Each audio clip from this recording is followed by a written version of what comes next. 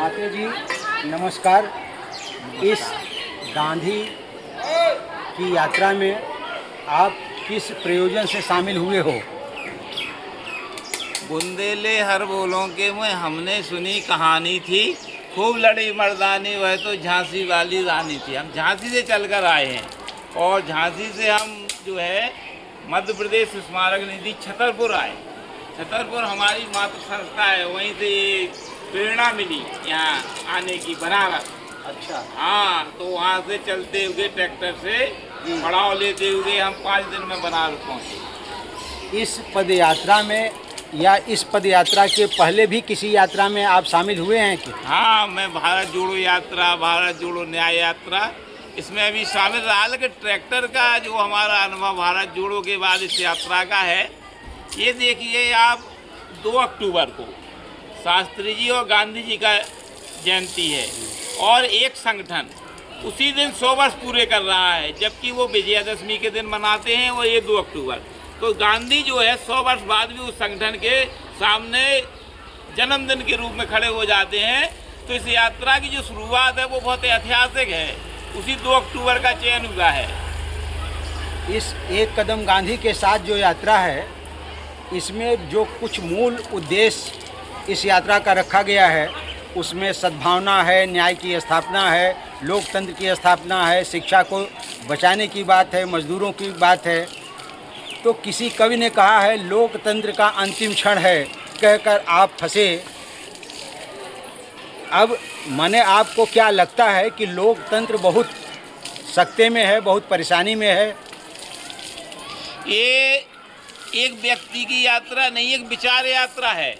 गांधी जी हमारे बीच नहीं हैं और गांधी जी को स्वतंत्र भारत में कुछ ही महीने रहने का मौका मिला, लेकिन गांधी के बाद जो गांधी का विचार है वो विनोबा जी ने, जयप्रकाश जी ने और हमारे सभी गांधीवादी साथियों ने आगे बढ़ाया।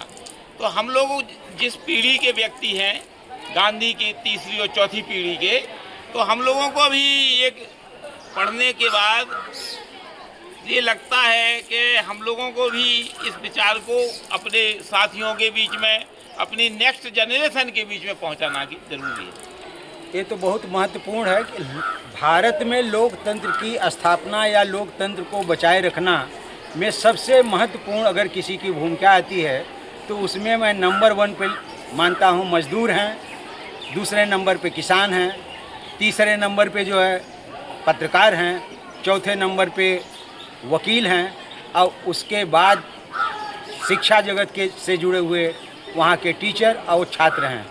तो आपकी भूमिका बतौर किसान, किसी भी किसान को न्यायसंगत समाज स्थापित करने में किसान की क्या भूमिका हो सकती है? क्योंकि आप भी किसान हैं और आपका जज्बा जो है दिख रहा है कि झांसी से आप ट्रैक्टर लेके आए हुए हैं।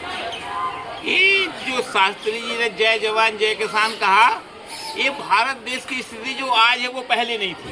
पहले भारत में अन्न की कमी थी, तो शास्त्री जी के आह्वान पर देश के किसानों को बीज दिए गए और किसानों ने जो उत्पादन किया उससे आज हम अन्न के मामले में आत्मनिर्भर हैं। लेकिन हमारी जो सरकार है वो इस किसानों के प्रति ठीक नहीं है, क्योंकि वो कुछ चीज़ें जैसे दालें, पाम ऑयल और कुछ और भी चीज़ें इस तरह से प्रोडक्ट्स जो है, कृषि प्रोडक्ट्स बाहर से मंगाती है, जबकि इसकी उत्पादन भारत में प्रचुर मात्रा में हो सकता है। चीनी है हमारे यहाँ पर्याप्त मात्रा में है, गेहूँ है पर्याप्त मात्रा में, चावल है पर्याप्त मात्रा में। तो हम लोगों को जो संतुलन है वो MSP, किसान को उसकी लागत का और उसके मेहनत का मूल्य मिले, ये सरकार किसानों की मदद कर सकती। किसान खुशहाल होगा तो देश खुशहाल होगा। सरकार तो अपने सारे उत्तरदायित्व से मुकर रही है, ऐसे में यदि सरकार आपको MSP नहीं देती है तो आप किसानों को क्या संदेश देंगे कि वो कैसे MSP प्राप्त कर सकते हैं? एक किसानों के लिए अपनी बात को सरकार तक पहुंचाने में ये गांधीवादी जो तरीका है, एक कदम गांधी के साथ, ये अकेला किसानों का ही तरीका नहीं है, ये मजदूरों का भी है, ये नौजवानों का भी है, ये छात्रों का भी है। तो इसी एक कड़ी में जो एक कदम गांधी के साथ हम लोग चल रहे हैं उसमें एक किसान के तौर पे नहीं बल्कि हम संपूर्ण विचार को लेके आगे बढ़ रहे हैं, तो किसानों की समस्याएं भी गांधीवादी तरीके से हल हो सकती हैं।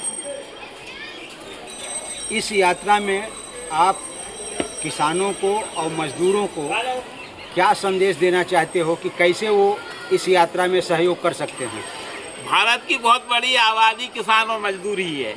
किसानी और मजदूरी को हम अलग करके नहीं देख सकते हैं। किसान के खेत में अन्न पैदा होगा तो वो मजदूर के साथ भी जाएगा, और हमारे तो ये मान लो आपके बहुत से किसान मजदूर ही हैं, क्योंकि उनकी आमदनी मजदूर जैसी है। तो मजदूरी की जो मूल्य है वो सही मिलेगा, किसान को सही मिलेगा, तो दोनों मिलजुल के एक बहुत बड़ी आबादी को ठीक कर सकते हैं, खुशहाल कर सकते हैं। चलिए, इस बातचीत में आपका बहुत बहुत धन्यवाद, और हम अपेक्षा करते हैं कि इस प्रकार की ऐसी यात्राएं जो निकलती रहेंगी उसमें आप ऐसे अपना सहयोग देते रहेंगे।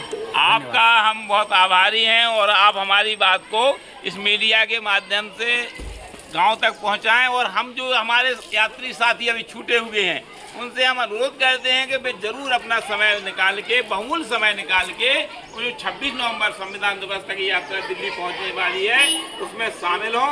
उनकी जो तकलीफें हैं वो कम होंगी, और हम इस ट्रैक्टर और ट्रॉली के माध्यम से यात्रा में जो सहयोग बन सकते हैं वो करने को तैयार हैं। आपका भी बहुत बहुत धन्यवाद। आप 26 नवंबर को जोड़ने के लिए लोगों को जो संदेश दे रहे हैं, मैं भी आपके बात से प्रभावित हुआ हूँ।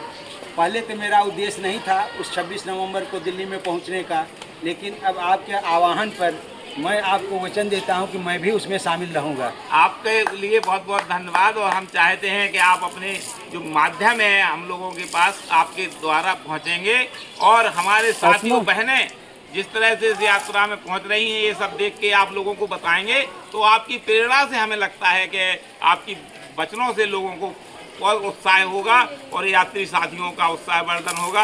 इन्हीं सब बातों के लिए हम आपका पुनः धन्यवाद करते हैं। जोड़ो जोड़ो भारत जोड़ो, एक कदम गांधी के साथ हम चलेंगे, हम चलेंगे, एक कदम गांधी के साथ हम चलेंगे, हम चलेंगे। देश बचाने निकले हैं, आओ हमारे साथ चलो, खेत बचाने निकले हैं, आओ हमारे साथ चलो, संविधान बचाने निकले हैं। आओ हमारे साथ चलो। जय जगत। जय जगत।